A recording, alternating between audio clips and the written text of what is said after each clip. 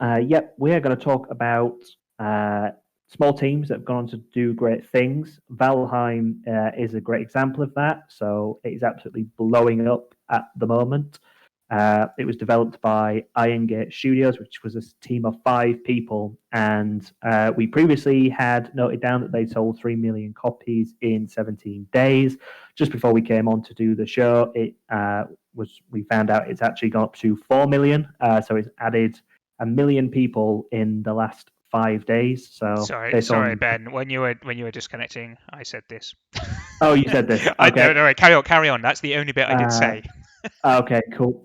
So yeah, we were just going to say £16 million added in of revenue in 5 days. That's pretty good. On Sunday, it reached 500,000 simultaneous players, and it's currently 4th in the Steam player charts of people playing the game. So that is a pretty good start for the game. It only came out, and it's still only in early access, as I understand it. And that hitting the 500,000 simultaneous players, that puts it 5th in the all-time record of peak concurrent players, behind some pretty big names. They've got a big jump to get to 4th spot to up it, because they kind of went past people who were around in the 400,000, so they're up to 5th. But they've said they're in the process now of starting to hire more staff. They're just starting that process. Another team that's done exceptional things with small amounts of staff is Innersloth, who are the team behind Among Us.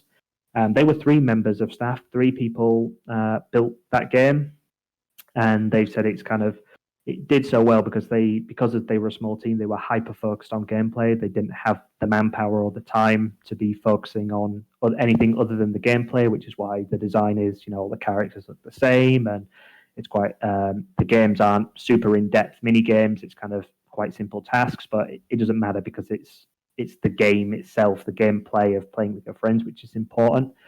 And so yeah, they were 3 members of staff. Their LinkedIn is now showing 9 members, which isn't a great way of counting people because it's often not right. So I'm not sure of the exact number of people working there now, but the initial game was built by 3 members of staff. And interestingly, that game started building momentum from around July of 2020, even though it came out in 2018. And just to give an idea of the scale of how quickly it rocketed up, its average Steam players in July was 2,000. In August, it went up to 18,000. Then in September, it took a huge jump to 151,000 playing. And in October, at its peak, 176,000 was the average amount of people playing the game. And in September, there was 147 million hours of the game watched on Twitch, which was 2nd in average viewers, and it was 3rd in peak viewers. I just rattle off a couple more games and some stats, and then we'll talk about it. No Man's Sky, our friends at Hello Games, we're big fans of Hello Games, good friends of theirs. They launched with between 6 and 15 people worked on that game up until launch. They kind of are now up to around about 25. It's been reported members of staff working there now, so they've gone up a little bit, but obviously the game's been out for 4 years. They've been working on it constantly. But yeah, 6 to 15 people to create that mammoth game. They've rolled out over 10 major free updates, and in the year it came out, 2016, that was in the top 12 highest grossing games Steam, and they were really focused on technology, and it's still constantly in the top 100 most played games on Steam. So another example of a game going on to do huge things with a small team. And finally, possibly the smallest team you could possibly have, Stardew Valley. That was developed by Concerned Ape, who is just Eric Barone. So it was developed just by himself. It's still in the top 25 most played games on Steam at the moment as we speak. It sold over 10 million copies, and it seems to be picking up another resurgence. So on Steam, it's peaking players now. In December, it had 89,000, and in January, 94,000, which are its 2 highest months, even higher than when it first launched. So it's picking up speed again. And again, that was 2016 that came out. So there's 4 examples of very small teams. The biggest team being 15 at its largest, but pretty much for the entirety, huge games that have done on huge things built with less than 10 people, typically 6 or less people building the team. So yeah, I think it's what's really fascinating is, and you mentioned it a few times there, and Loz mentioned it in the chat, the just the presence that these games have in the Steam Top 100. Yeah, that Steam is a big audience, and for these games by such small teams to have a consistent presence in that top 100, and Valheim currently sitting in the top five is just an incredible achievement. You are putting that against the big players, the EAs, the AAA studios. So it's a really interesting area to look and study, and I think even larger teams can take something by looking at, well, what is it about these small teams that have been so effective? Because obviously commercially, as we were saying, Valheim sold 1 million copies in the last 5 days. That's an incredible commercial return for a small team. Mm. So yeah, there's definite value in understanding what is it about these small teams and these games that they're making that they're proving so effective. Um, Yeah, something that we talked about before, and I saw you were talking about on Twitter last night. What is interesting about these games in particular is the kind of gameplay that they have, kind of like a sandbox for people to get creative with, and I think that definitely helps. and I think that's probably a consistent theme with all of these games is the non-linear nature of the games. They're not sort of highly polished story. Every player is getting a different experience with these games, and I think that helps with some of the reach that they're achieving. So it's great for streaming. You can add your own sort of gameplay and narrative on top of it. You can add your own performance because no two people are necessarily playing these games in the same way. So that's certainly an interesting correlation between these types of games. You're empowering content creators to add their own flavor. Then you're reaching their audience. They're creating. They're compelling their audiences to get involved. So yeah, that's definitely an interesting factor around those games. Obviously, it's not it's not as simple as just make a sandbox game and you'll get big. But yeah, that's definitely an interesting, particularly with the Valheims and the Among Us, the kind of the rate at which they saw success. Albeit like Among Us took a while to get there, but once it did take off, it was a rapid rise. So yeah, definitely that enabling of content creation is an interesting uh, observation of those games. Yeah, I think that's an interesting point with Among Us as well, that it took a while to get there because they're a team of 3 people, and we said they were hyper focused on the game, and it kind of took 2 years for it to really take off. And part of the reason is they've said it themselves, admit like they suck at marketing, and there's only 3 of them. So when you're focused on creating your game and there's only 3 of you, and you can see it in the game, as we've said, the simplicity of the game is like you haven't got the time and possibly the energy to put those extra things in, and marketing is a huge part of making your game a success. So if you don't have someone who does that, it doesn't matter how good your game is, it it's going to be difficult to get the message out there. So eventually it did, as you said, it's a very streamable game, and the lockdown effect helped it, and that people were discovering it and streaming it and wanting to get involved. So that definitely helped. And it's interesting when you then compare it to, say, a No Man's Sky, which had the push from Sony and the platform of PlayStation pushing it, that had huge fanfare around it. So similar sized teams, but hugely different pushes on the marketing front. And you can see No Man's Sky was hell for leather out of the gate. It had so much attention, whereas on the flip side, Among Us from Innosoft took 2 years before anyone really took any notice of it. Definitely, and Laws mentioned in the chat Minecraft, which is obviously one of the biggest games that came about in a similar way. That was one developer who really, I think it was the Java version that they just launched and you could buy online, and it had quick growth for a single person development, but that was definitely a launch and evolve approach, and like you say, kind of we've got the more traditional build an audience, build the hype with No Man's Sky.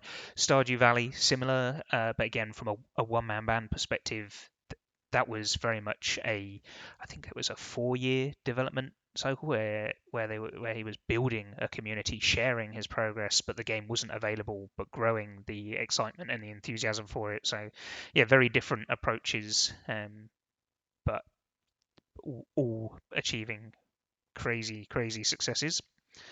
Yeah, and I think one thing with these small teams that it allows, and we've seen it through the fact that something we talk about, like long life games, games that continue to stand on its own 2 feet and exist years after it comes out, is having a smaller team makes it easier with the runway. Not easy by any stretch of the imagination, but when you've got less mouths to feed, you're not as reliant on tons and tons of money coming in. Obviously, all these games have been huge commercial successes in the end, but in the example of Inner Sloth, for example, 2 years to really pick up, it's difficult to feed a team of 50 people if no one is playing your game. On the flip side, if there's three of you, that makes, I'm sure it was a very difficult 2 years until it picked up, but it's three people as opposed to 50 people with mouths to feed. I mean, So yeah, you take 50, 100, 200 people, your burn rate is massive. You don't need to have much of a quiet period to start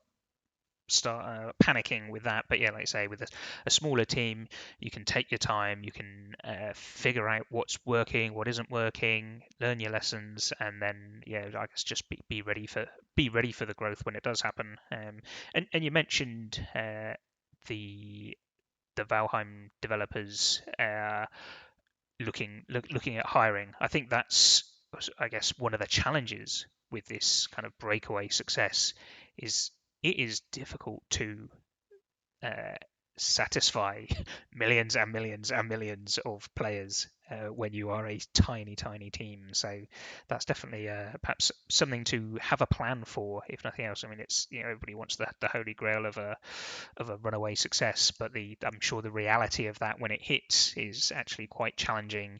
We know very much so how difficult hiring can be, and when you need to scale fast, that's a big challenge.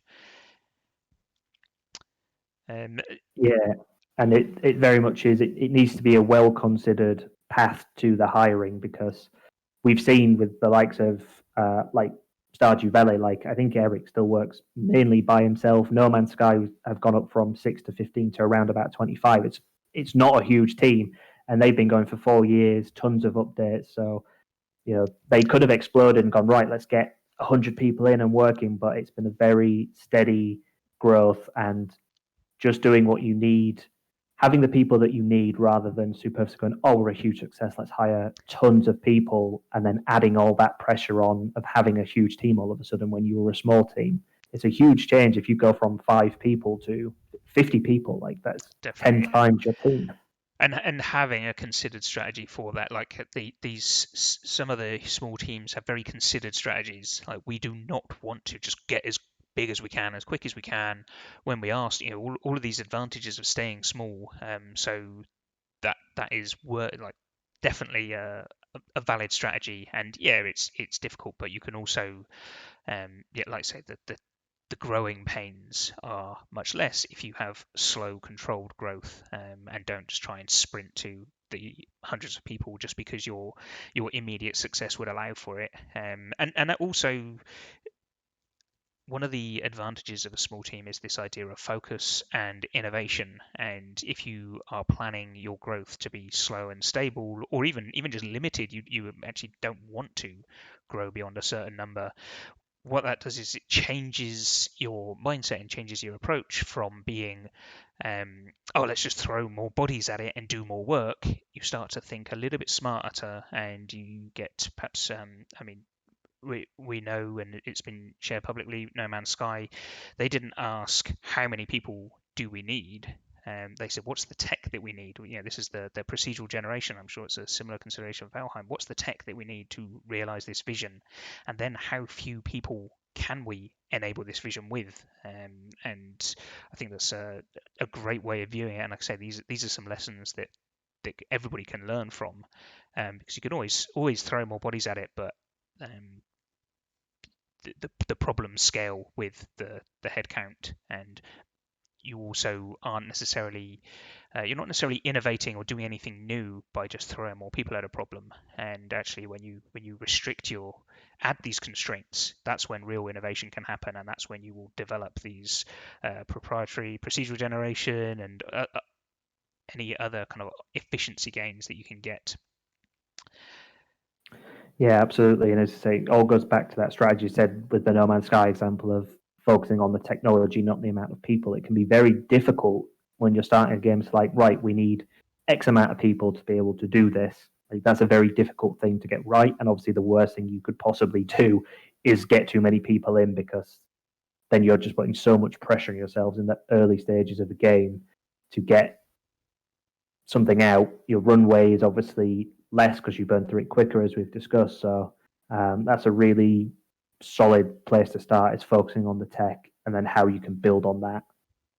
There's lots of really interesting tech conversation, specifically some chat around the networking side of things, which is another interesting point for this Valheim, Among Us. These are multiplayer first games. They somewhat depend upon their audiences, and as a small team, multiplayer is a big challenge. That's another thing that you've got to have a good plan for. And as Steve says, this is probably not like my first Node app. Oh yeah, I can get a few conversations going across this network stack, but equally.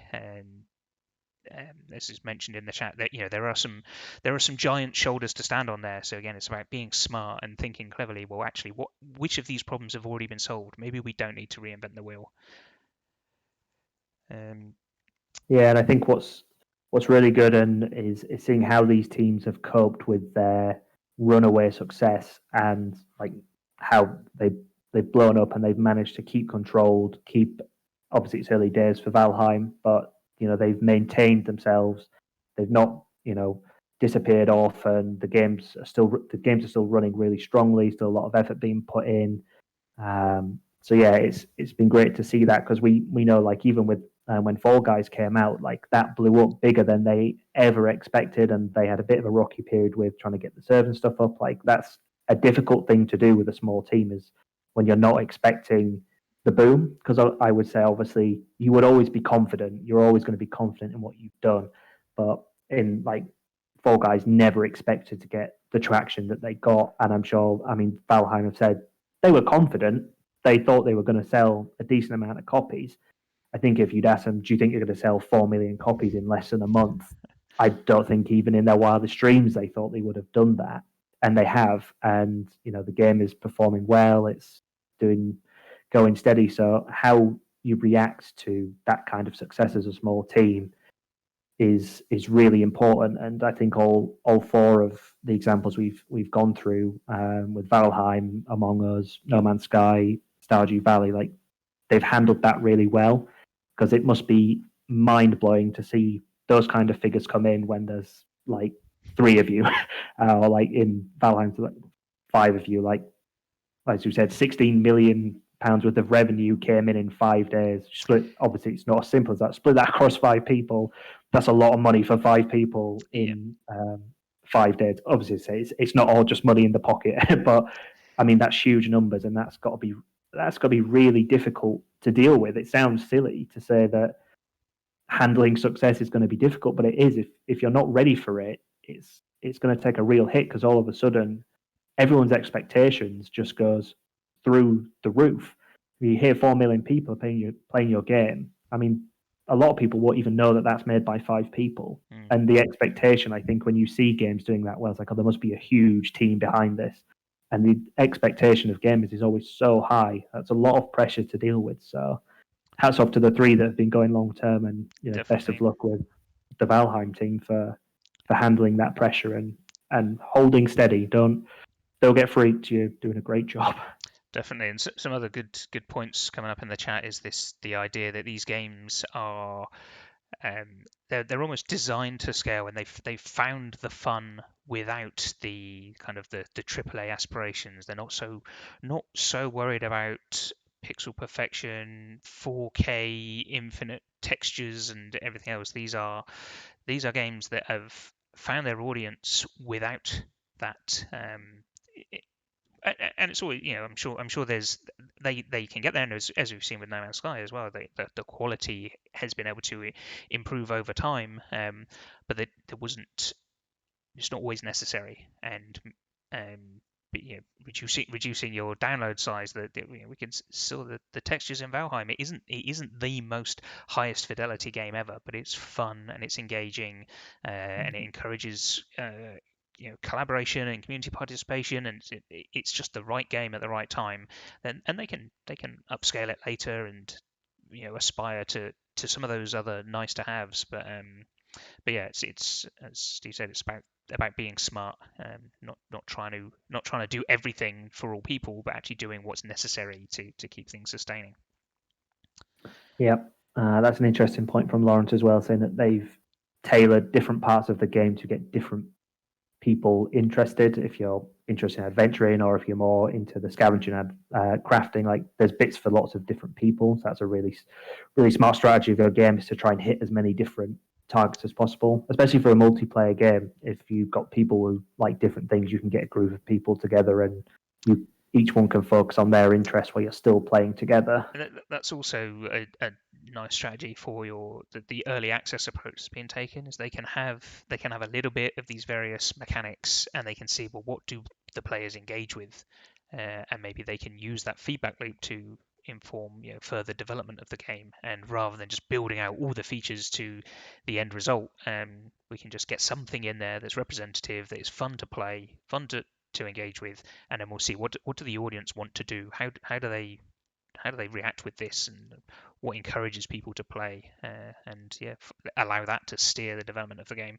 We often talk about long life games, and if you're starting with a limited scope and these restrictions, then you can really help your community drive the long life and the evolution of your title. Absolutely right. Thank you for this chat, Dan. The time just seems to fly once we start talking, and we could talk all night. So I think let's put a pin in it there. I would thank everyone for joining us this week. Thank you for participating in the chat. It makes our life so much better. Great to see the points coming in, and helps us talk about stuff as well. Excellent points. So thank you for joining us. I saw Pete was late as normal. If you ever find yourself late, don't worry. All of these episodes get uploaded to our YouTube channel, where you can find all the episodes, a bunch of other interviews with industry experts, us checking out other games and talking about general video game marketing. You can say hi to us on Twitter. And as always, we'll be right here 4 p.m. next Thursday on Twitch to talk more news, play some more games, and have another interesting discussion where we will try and not talk all night, take your evening. Thanks for joining us, and we will see you next week. Thank you, everyone.